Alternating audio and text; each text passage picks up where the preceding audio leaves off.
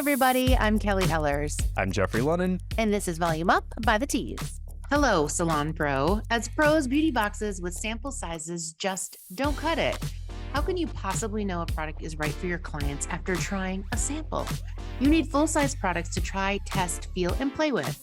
Enter Hello Salon Pro, a full-size pros-only beauty box by the Tease. It's a bi-monthly subscription for salon professionals with 5 full-size products up to a $200 value for just $24.99 plus shipping. We send you everything from the most popular and trending brands to new innovations, large and small. Anything we think you might want to curate for your back bar or retail to your clients.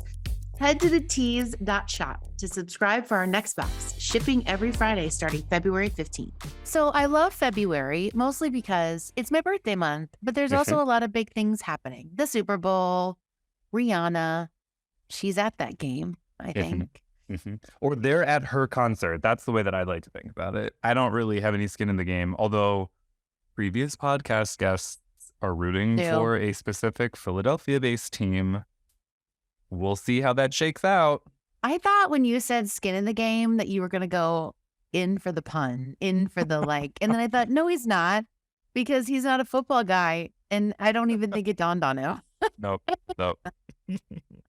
I love that for us.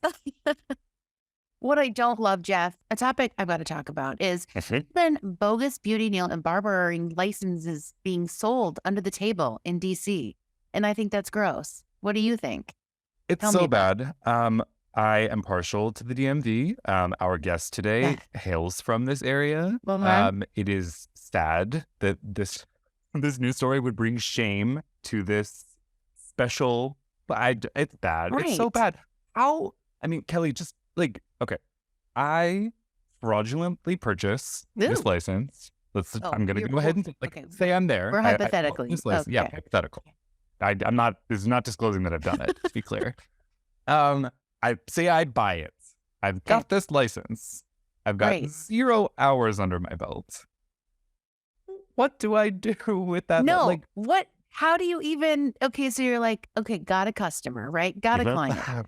Let's do a crazy, awesome color melts. And you're like, what, how? I can't. I'm not gonna do it. So it makes no sense. I don't understand this at all, but we are glad that the DC Department of Licensing and Consumer Protection stepped in because we don't need any frauds out there in our industry. Enough said. Enough said. Good on them. My God. Seriously. So on our last episode, we talked with James Jamez Smith. Jamez is the owner and creative director of Hairtique Color and Design, located in Philadelphia, Roxborough section. From precision and freeform hair cutting to fashion-forward hair coloring and a natural talent for taking hair to the next level, he landed positions with Lakme Hair Care, Di Pasquale Salon System, Patrick Bradley Team, Hollywood, and Farouk Systems Creative Artistic Team. Now, Jamez is a member of the elite hair color organization, the American Board of Certified Hair Colorists. Make sure you subscribe, rate, and review, and follow us on Instagram, Facebook, Twitter, YouTube, and TikTok at Read the Tease, and send in questions to volumeup@thetease.com. This week, we're talking with Susan L. Peterkin, an award-winning cosmetologist, hair loss expert, and pioneer in cosmetology and the natural hair industry. With over 35 years of experience, Susan is a voice of influence for natural hairstylists and naturalistas. As a visionary, Susan has been responsible for creating several firsts in the natural hair industry, such as creating and implementing the first texture hair care program at a correctional facility, teaching the natural hair course at Montgomery College, shout out DMV, opening the first all-natural, no hair extension salon in the DMV, JAHA Hair Studio from 1996 to 2021, the first full-service natural hair salon located inside of a dermatologic office. On top of that, she's an immigrant from Jamaica with the most amazing voice, and you're going to love our conversation. All right. So excited for that interview. But before we get there, have you ever heard of the clean beauty brand Kosas? Have I ever? I think we've talked about them on this very podcast in a positive light, and wow. Okay, so they're under fire after a month-old Reddit post resurfaced on TikTok because, the digital footprint's out there, y'all. It's going to creep up on another platform. So there were allegations of mold in their concealer, and now people are questioning the clean beauty movement altogether. What's your take on this? I'm horrified. Certainly this is what happens when there's not lots of Right. additives and other preserve things that stabilize product over time for a long shelf life. So maybe we reevaluate if we're doing this clean formulation, how long these things ought to For be sure. sitting out before they're, this is the nightmare. Could you imagine? Well, Because it's not that it's a premium price point. This is not an right. inexpensive, like any of their SKUs. So And like their revealer concealer has been touted as an essential product for the quote unquote clean girl aesthetic that's everywhere. And so they were having a big moment. And this has sort of, again, raised some questions again. It's like, why don't we have, efficacy, shelf life timetables around some of these products that don't have those things in them? So anyway, an interesting thing out there from a COSIS makeup perspective. yeah. Oof. Well, speaking of interesting things, there's so much that's going on over on our site, on thetease.com. Yes. Our editorial team has been hard at work this week, just like every week, uncovering industry news, looking into trends, and diving into brands that you don't know, but you should. And here are some of our favorite headlines. I'm partial to this first one because I wrote it. The headline is...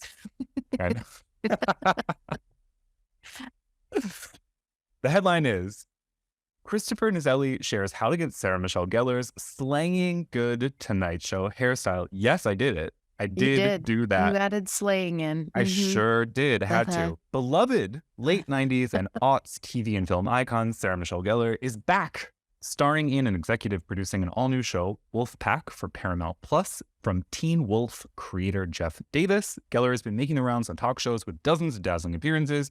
We caught up with her longtime hairstylist, Christopher Nazelli, to discuss a particular slay. I did it again. Oh boy, you did it again. A recent Tonight Show hairstyle featuring a killer black velvet bow.